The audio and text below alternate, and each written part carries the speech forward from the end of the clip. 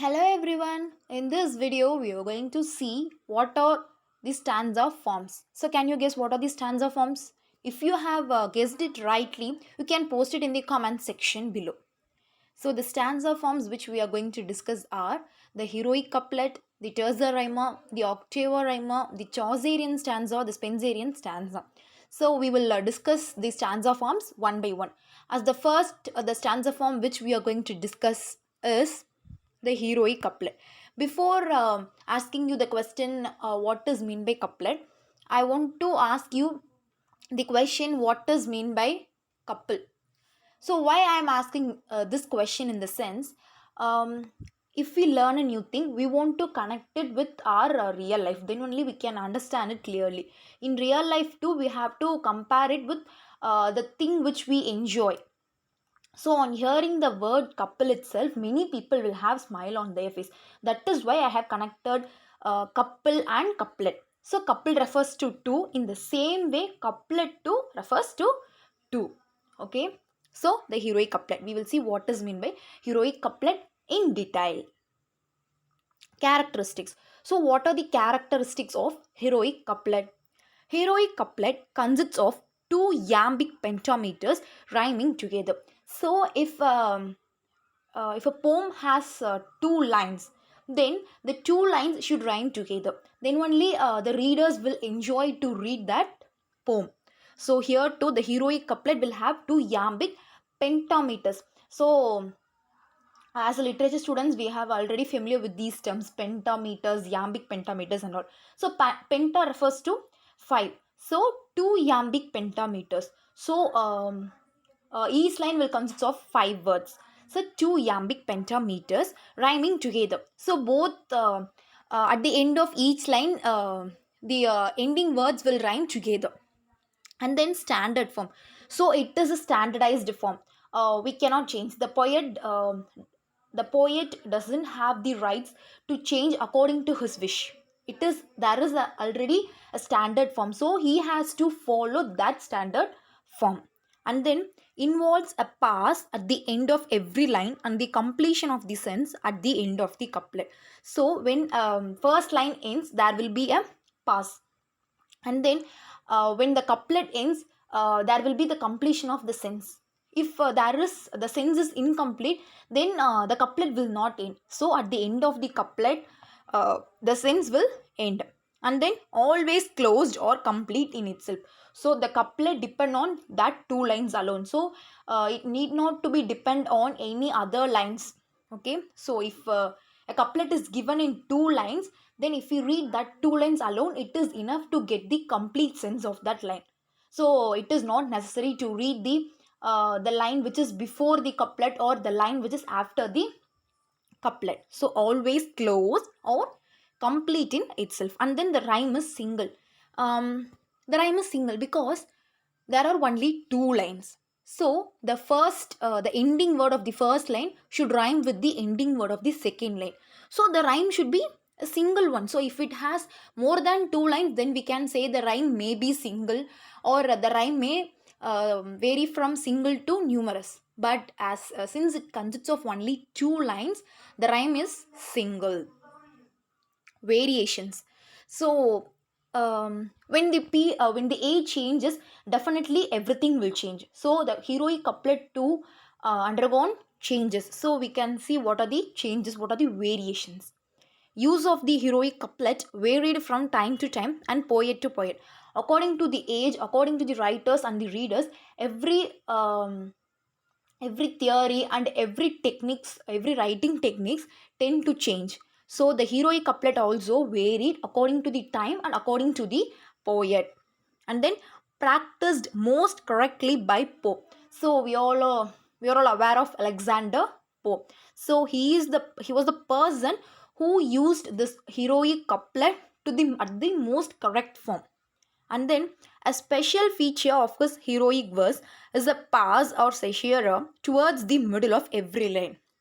So in the middle of every line, that is in the middle of every line of Pope's stanza, we could see a pass or caesura. So this is the special feature of the heroic couplet by Pope, and then has to adapt itself to the requirements of the thought. So, based on the requirements of the thought, the heroic couplet has to adapt itself.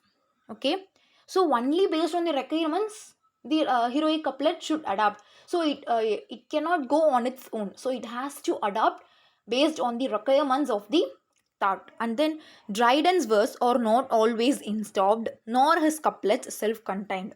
Alexander Pope's writing is complete one, but when we take a Dryden's verse, it is not a complete one and it is not installed. So it is we can consider this Dryden's verse as an incomplete one. And then introduces an Alexandrine. So he's the person who introduced Alexandrine.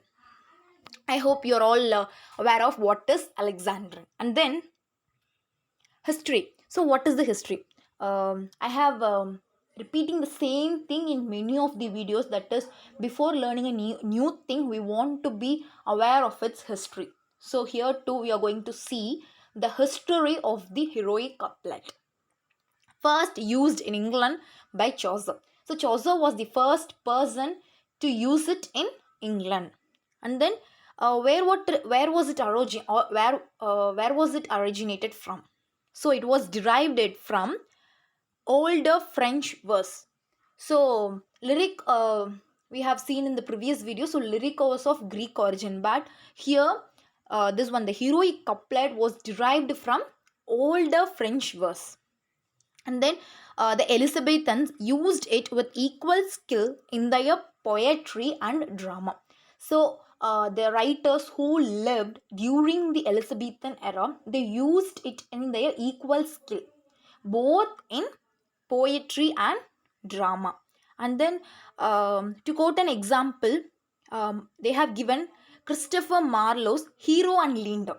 So Hero and Linda, this is a beautiful work. You can go and at least you can read the summary.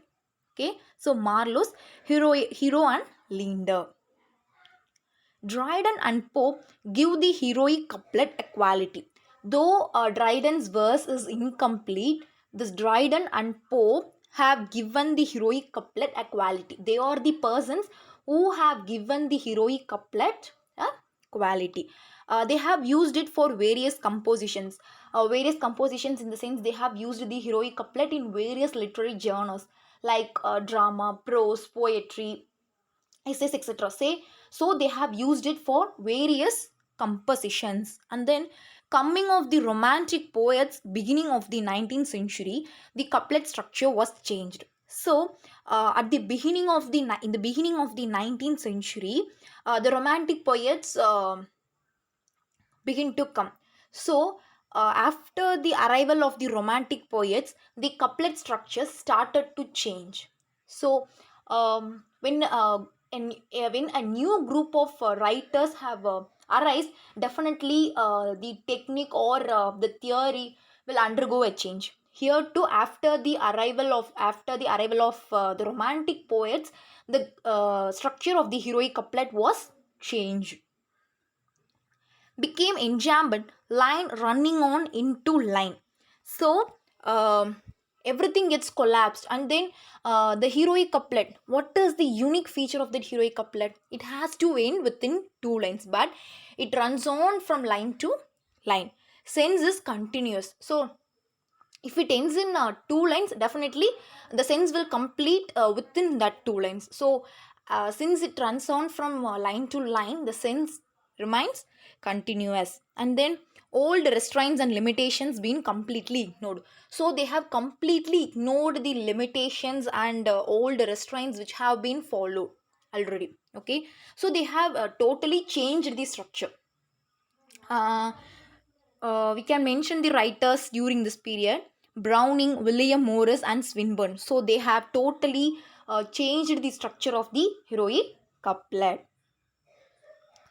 So this is what the heroic couplet is. So in the next video we can see the remaining stanza forms. Okay, if you have any doubt, you can post it in the comment box, and if you need any clarifications, you can post it in the comment box. Then I will try to clarify your doubts.